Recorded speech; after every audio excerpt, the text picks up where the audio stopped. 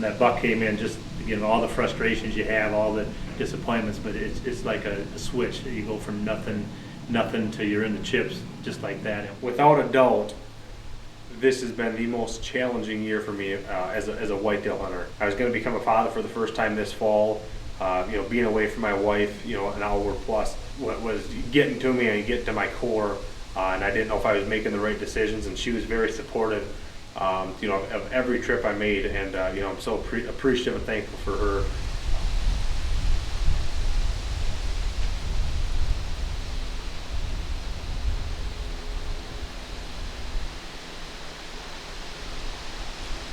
To be in the tree with Andy, to have Andy film it and do the job he did filming it, I thought that was really great. And the emotion Andy showed afterwards was pretty cool. Again, I understand what he's talking about. You put all the time and effort into this, and it just, some days for us it felt like an impossible task.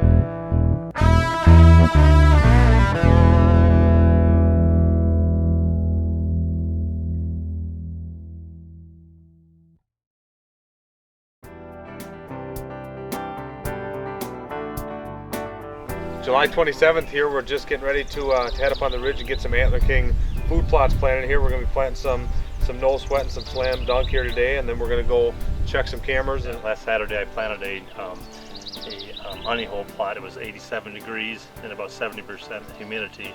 Today it's 55 and no humidity, so actually it's a better day to plant it today than it was last week because it's sweating like crazy.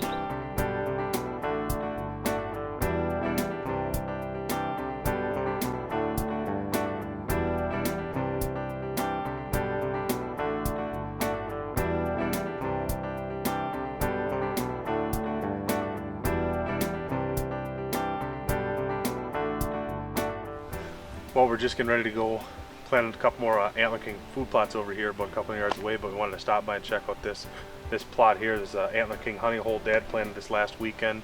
Got a little rain. It was fairly warm, and if you can see it, there's some little shoots starting to come up here. So the deer like to kind of come through here. There's a block of woods here, and they kind of like to cruise through here. So we're hoping this honey hole food plot will get those bucks on their feet early.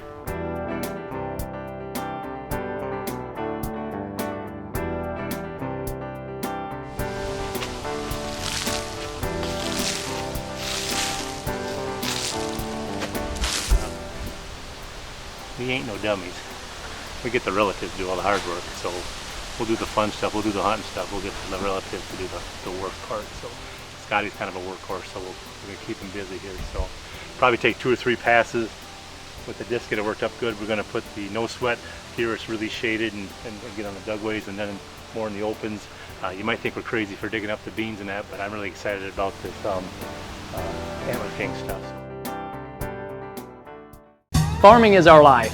Hunting is our life passion. We know that in both, it's what's planted in the ground first that matters. And that's why we choose Antler King food plot mixes. Our results speak for themselves. Antler King, bigger bucks, healthier deer.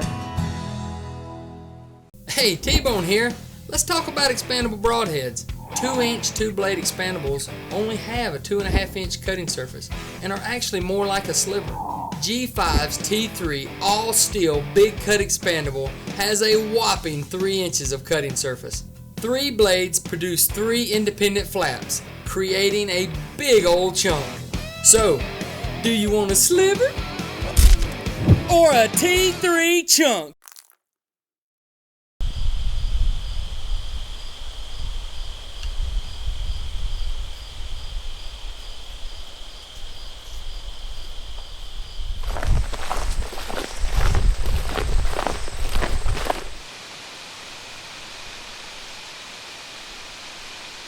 basically our goal is every year early season for that, first weekend, it was September 14th this year, until probably middle of October.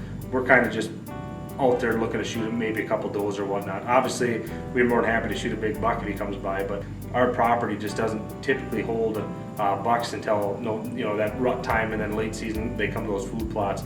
So very rarely are we out there targeting one big buck that we know that's in the area, because our trail cameras don't show us those bucks around. The early season started off with some frustrations. I was thinking we can't kill a doe on film.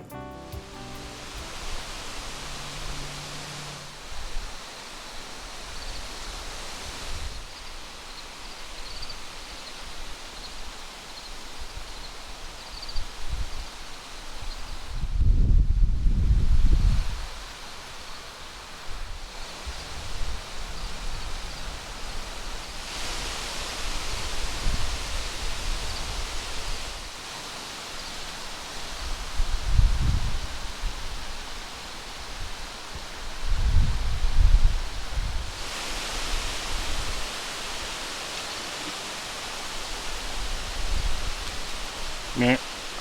Meh. Meh. Meh. No. Got it?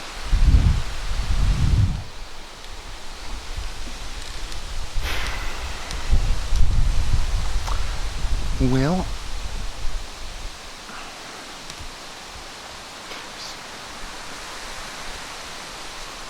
that's a tough one to swallow right there. Should I shoot? I said, And I said, I don't care. You said, do what I don't you care. want. And what did you say? Not important. What did you mean by that? Explain to these people what you meant by that. Well, those of you that hunt with camera guys, and those of you that have other people involved in your hunt, know that potentially you guys don't see or hear the same thing. And in the heat of the moment, answer the question. What did you say? and in the heat of the moment, whenever that doe was coming in, and I said, should I shoot her? And I was asking, are you getting her type of thing? Then wouldn't that be the question? Are you getting her type of thing? If you want me to answer the question, should I shoot her? Ask me that question. If you want to ask me, am I getting it? Ask me that question. I did not acquire this position by being stupid and blind. Alright, so bottom line is, when you're hunting with an idiot, make sure you simplify every possible thing. And make sure You're right. enunciate. I apologize. I should start doing it. Got a decent spot here, a lot of oaks. There should be some acorns in her. Said I was in her last weekend. There was 5-6 scrapes around this, so we see a couple down in front of us here, maybe 20 yards. So we just set up there in this tree here. We'll see what happens. So.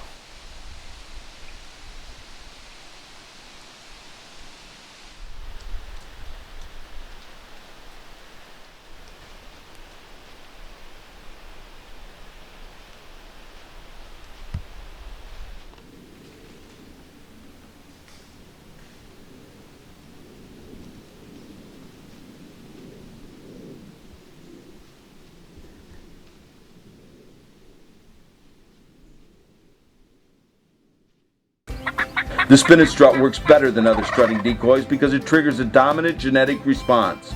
We get a gobbler's attention by calling as a hen.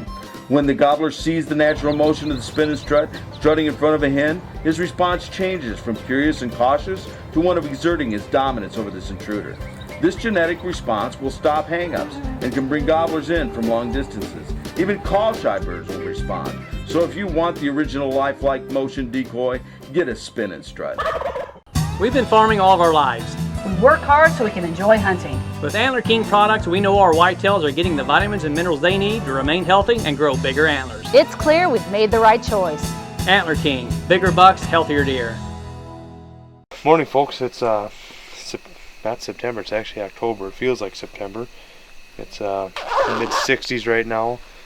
Just heading out to the stand this morning, October 12th today, and hoping it cools down here a little bit. Like I said, it's warm, but middle part of October, don't know what to expect. They say it's the October lull, so we know you can't shoot them if you're sitting in the house, though. It's about 10 to 6 right now, and it it's not your ideal October weather. It's about 65 degrees right now. Overcast, it looks like it could rain. But we're on over our Antler King food plot right now. And we got a big cornfield behind us here. Antler King here. But they're going to be bedding down here behind me. Or off to my left. So we're hoping they're going to be cruising this area right through here. We're on a doe mission or a big buck mission, so we're hoping that they're going to be moving a little bit this morning.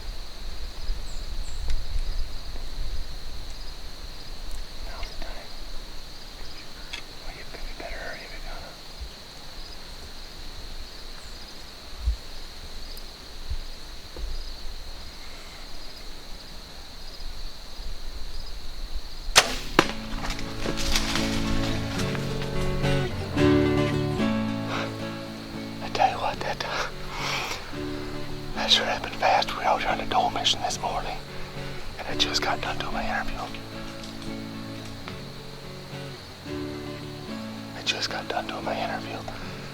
And we look up over here to my right, and I know it's a little bit darker yet, but she come walking out with, I think it was another doe and a fawn, and she come walking out here, gave me a 32 yards of what the shot was.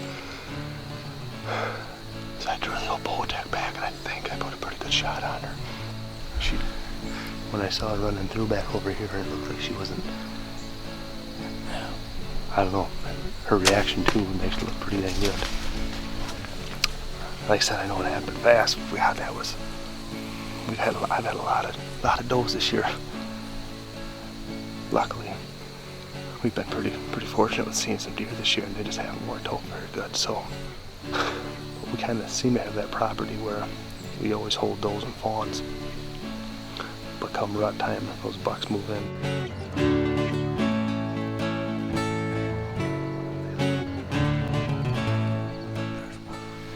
Well, it's been about a half hour since we shot that doe. We reviewed the footage with her reaction, with that sound, with the crash I heard, that arrow. I think that blood sport hit its mark, and looking through the binos down there, I'm pretty sure I see blood on some of that grass down there. So I think, and when I saw her running off, I think she was struggling pretty good. It's really overcast right now. It looks like it might rain, so we want to make sure any blood that we do have, we can go get on that. Maybe I'm thinking she's gonna be dead in that alfalfa field.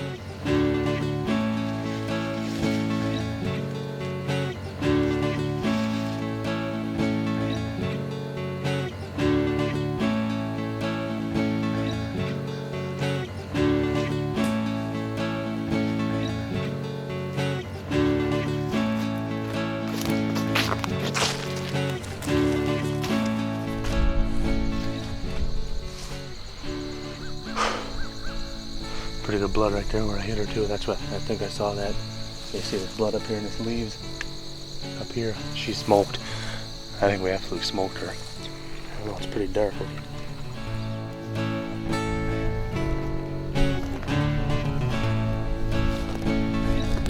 But blood's good right through here. She can't be. There she is right there on the edge of the field. 15 yards away. There she is dead. Boom!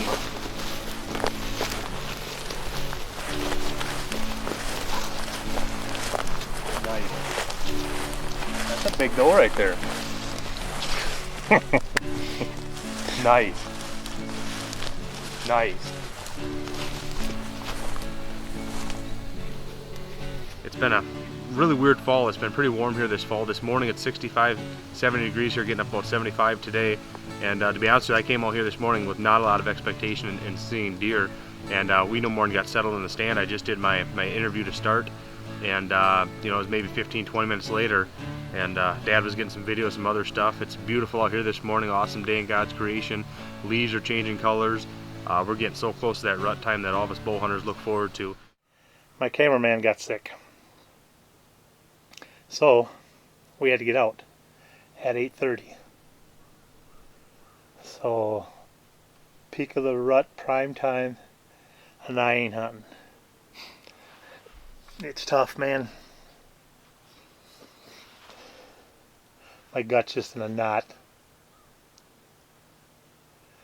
Now it's supposed to rain this afternoon, 100% chance of rain this evening. So won't make it out this evening because, like I said, I can't get the cameras wet. I don't like to bow hunt in the rain anyway because you hit one and if you make a marginal hit or whatever, it's a lethal hit, but they run off and you can't blood trail them and you lose an animal. That's horrible. So I learned my lesson there. I typically don't hunt if it's raining out. It's supposed to rain tomorrow morning. Andy's coming back. We'll be able to hunt tomorrow afternoon, it sounds like, maybe in the morning. We'll see. Weathermen have been wrong before. But I'm bummed, dude. The word is out. The Red Revolution is changing hunting. The most advanced hunting arrow ever. Maxima Red from Carbon Express. The only arrow engineered to contain and control the enemy of accuracy. Dynamic spine to the red zone. Maxima Red is a game changer. The Reds are legit, period. Ready to raise your game? Join the Maxima Red Revolution and shoot better. Carbon Express.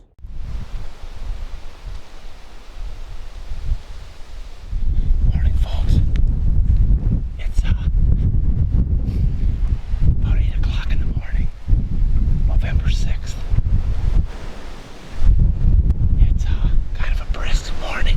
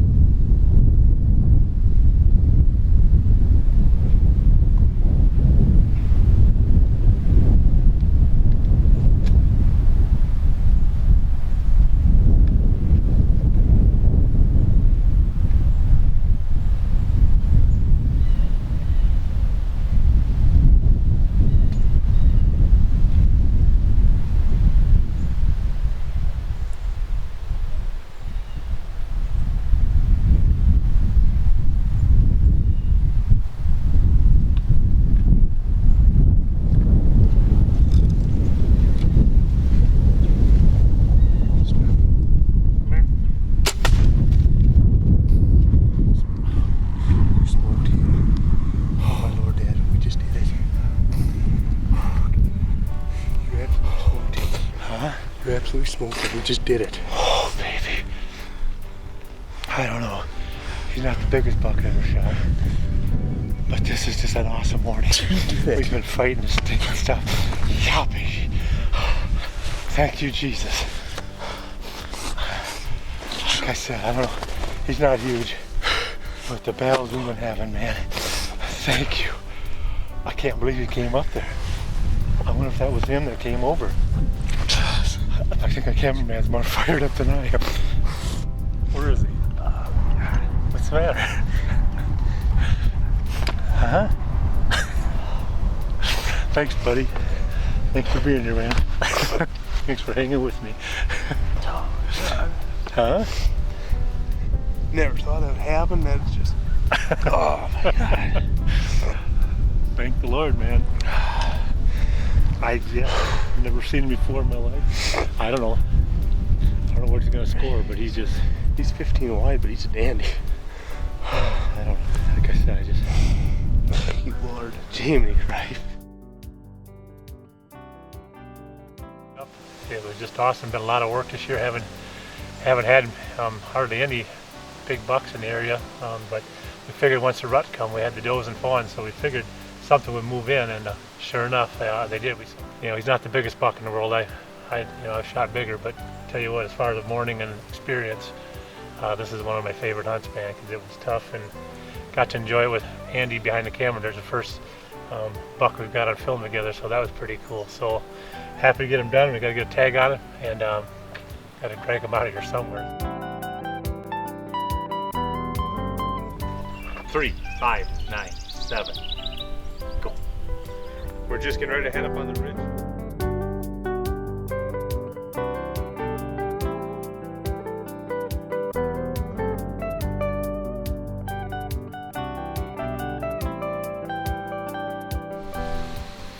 ready? Yeah. Born ready.